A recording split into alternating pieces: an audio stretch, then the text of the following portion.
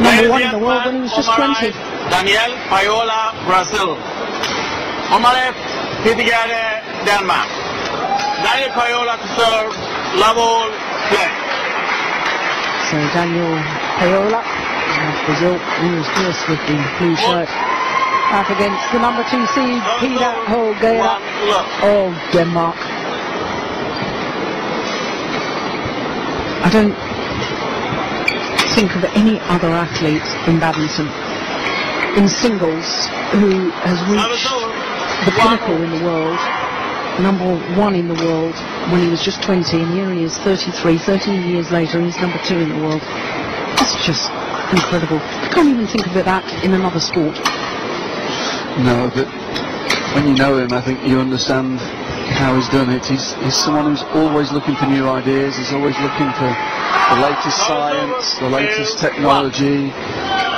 He's really curious about the game, about performance and about his own performance, and he's looked after himself so well over the years that it's no surprise to see him in such good shape at 33.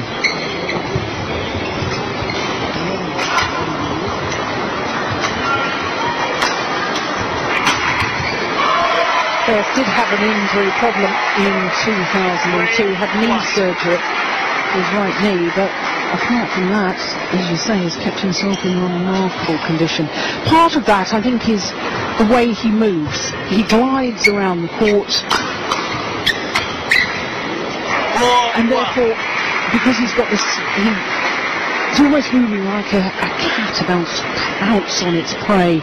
And because he's got his low body movement as he's moving around the court, perhaps less susceptible to injuries? I don't know.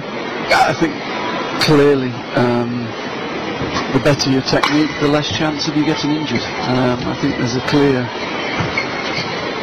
link between technical and injury problems. Players that have to fight their way around the court, that play a more physical style, will get more injuries. But Peter's technique from a very early age was so sound, well coached when he was young, started when he was very young, and very, very good technique. You could probably contrast that a little bit with one of his compatriots, Thomas Stewart, who technically probably wasn't as good, longer levers as well, a much taller man, but suffered incredibly with injuries over the years, which probably prevented him winning the number of titles that he should have done. And I think certainly one of the reasons behind that was his technique.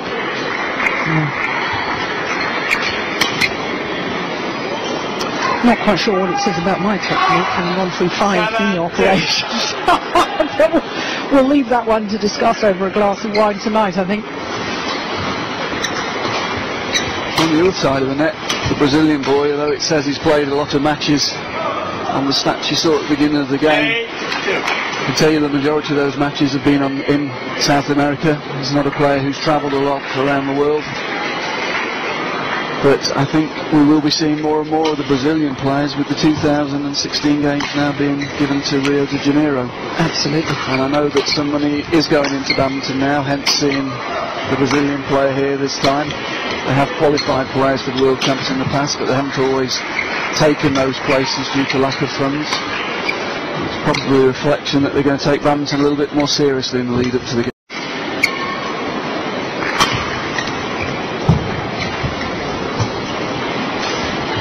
It's over. 4-9.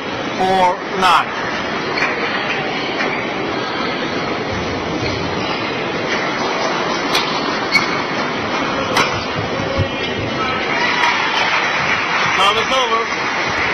10-4.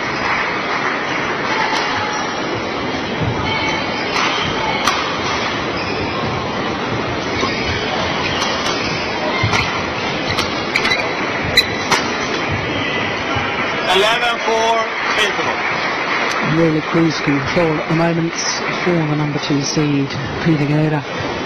Just 4 minutes for the 11-4 advantage.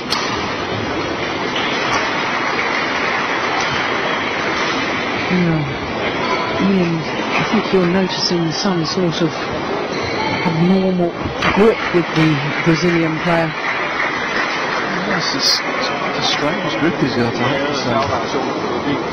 The fingers completely separated from the other fingers, and Court 1, 20 seconds. just looks a little bit strange when he's coming in to take the shuttle. I need to watch a little bit more, but it's quite an interesting grip he's got. Could give him quite a lot of control from below the net, but it could probably cost him power from overhead. I just saw it at the end there on that replay.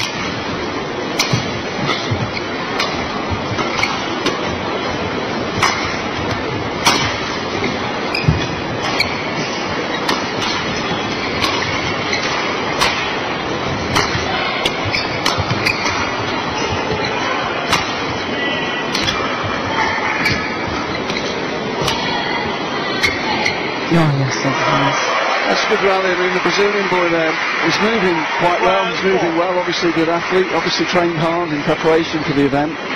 And he's really played a very, very good rally. He's played 7 or 8 of his best shots, and he won't be used to them all coming back, I have to say. This is a real step up in class for him. But he's thinking, that's nice variety. Good control of the shuttle. 5-1. Just needs to stick out there as long as he can, see how much he can learn from playing one of the greats. Nice missed it. 6-12.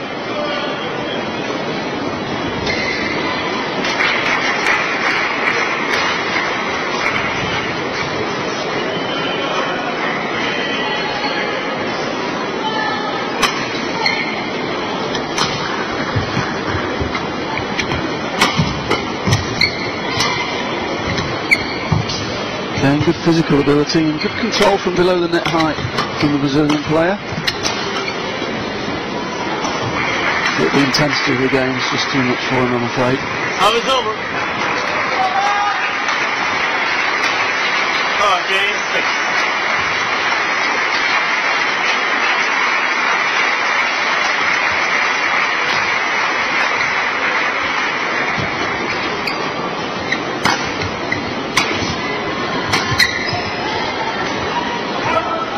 Yeah, good judgment. Shot the lines just wrong of that back line.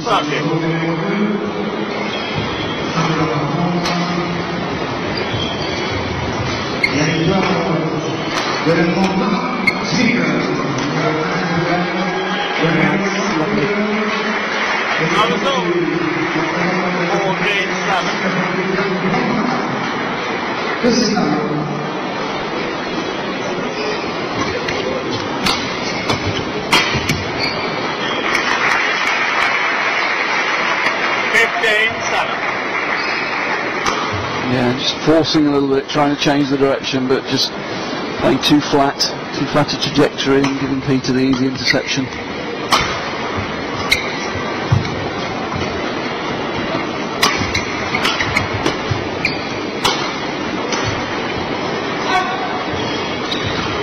Well, that didn't miss by much, I can assure you. Looking straight down that line. The Brazilian boy plays with good control, but it's got a slightly exaggerated grip, which means he'll control the shuttle pretty well, but he won't be able to generate much power. And he's certainly missing a little bit of penetration at this level. That's good judgment. 8-16.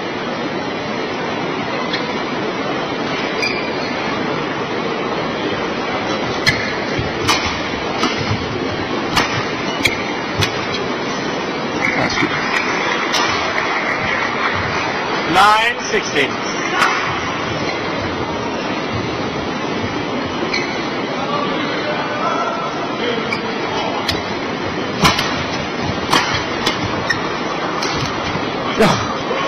Fantastic, and that was nice from Daniel Paiola. 17-9. Because applauded after the rally. Look at that, yeah, super shot and good sportsmanship as well from his opponent.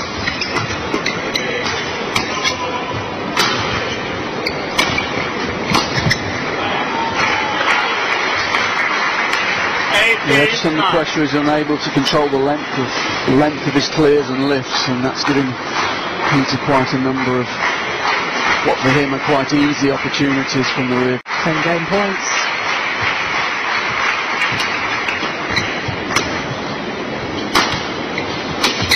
Game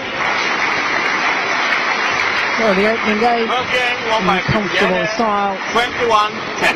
to the number 2 seed, Peter Gade, 21-10. Just 11 minutes of play.